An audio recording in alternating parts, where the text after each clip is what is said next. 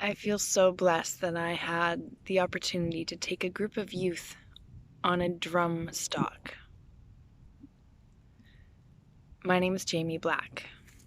I am a behavior interventionist, a consultant, an artist, a musician, and the founder of Wildcraft Play School. It's my mission to regenerate resilience in youth the way nature intended. And it was an honor and a privilege to take this group of youth on their very first drum stalk, a group of youth that some might consider to be vulnerable and definitely deserving of time spent supporting their mental health. I'm sharing this because I'm actually very concerned about the mental health of youth. I always have been. I've been working with youth my whole life, and in these times I just am wanting to spend more of my effort and my time and my contribution in the community to supporting the mental health of youth. And I realized a few things in this journey. So I've been working with these youth for over a year now, and in particular through this rite of passage in the last couple of months. And when conversations came up from those youth saying that they don't have somebody in their life that will just listen to them, I have to say I wasn't surprised to hear them say that. I remember the days when I felt that way when I was a teenager, and I felt like there wasn't somebody in my life that I felt safe enough to share, to really truly share and be heard. And this brings me to this place of, okay, so what can I do to support more adults in the world to learn how to be an anchor for youth? I learned about an anchor, what it means to be an anchor, about 7 years ago. I did a vision quest, and I was invited to ask somebody older than me to be my anchor.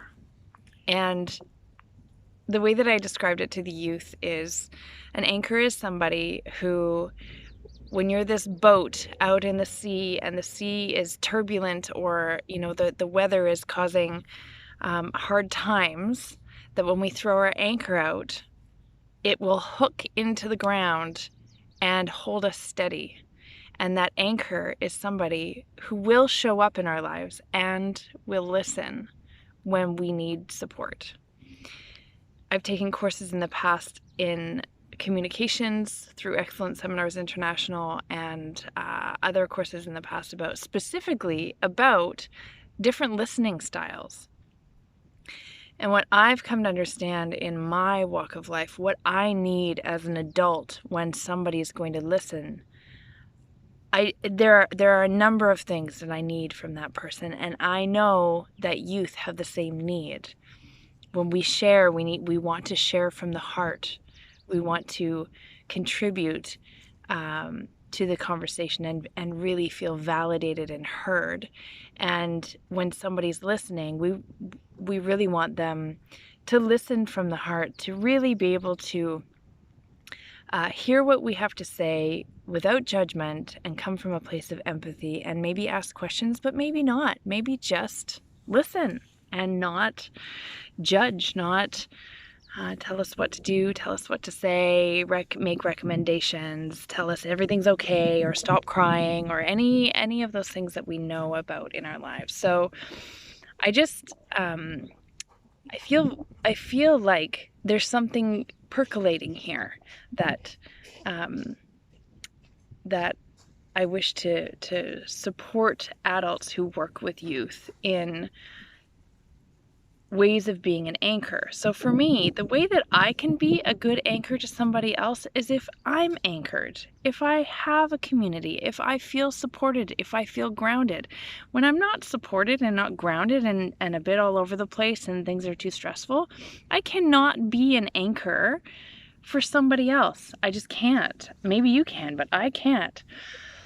So this is why I do work with youth and I work with adults, parents, teachers, care providers, program leaders, to help become that anchor for the youth. So that was one big thing I got out of this experience. And the other one has to do with how to hold a talking circle.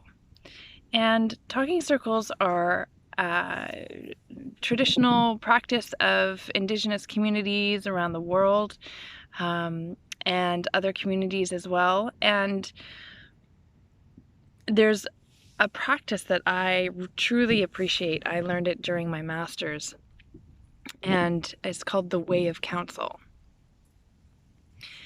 that follows a few simple principles. To listen from the heart. So when you listen from your heart, you're not stuck in your mind thinking about what you're going to say next, or wanting to comment on what that person is saying or judging them. We speak from the heart and give ourselves permission to fully speak the truth of what it is that we want to say. We stay lighthearted because a counsel circle, yes, it is a place of counsel, but it's not a counseling session with a counselor one-on-one. There's a whole group of people that not only want to hear you and hold you, but they also want to be heard too. So we need to keep it lighthearted and get to the heart of the matter. So when we get to the heart of the matter, we stop sharing the whole big long story or how we got there. And the last is confidentiality, that what is said in the circle stays in the circle and isn't meant to be brought up elsewhere. It's a really simple concept and really powerful when you have a talking stick. Again, that person that's holding that talking stick is the only one who's talking, and everybody else is not distracted or talking to somebody else. They're listening. This is potent, and I use it all the time in my programming with youth, especially when something's gone on, especially when I have maybe two youth that are not getting along, or they're having a hard time, or maybe one person has just had something really hard happen at home and is just not coping well in the moment, and everybody else is willing to hold space for them. And we just sit down and we have a way of counsel. These practices, in my opinion, are things that we can integrate into any program, any class. We just need to set up the parameters and set that safety net up so that people feel like they can show up into that space and truly be heard and are willing to be accountable for the responsibility of holding space for others. Could you imagine if when you were 10, 12, 15, you were taught how to sit and listen well to others?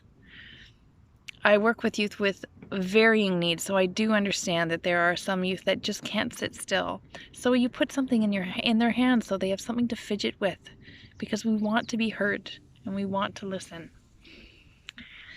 So I'm hoping that this met you in a good place, and trusting that that you are doing well. And I invite you to reach out, as I'm making myself available to more and more people right now to support in this kind of work. My name is Jamie Black. I can be reached at Jamie, Jamie, at wildcraftplay.com. And feel free to have a look at any of the information and posts that are going up on social media, Wildcraft Play. And I send much love and gratitude to the Comox First Nation for this beautiful territory that I get to live, work, and breathe on. Take care, everyone.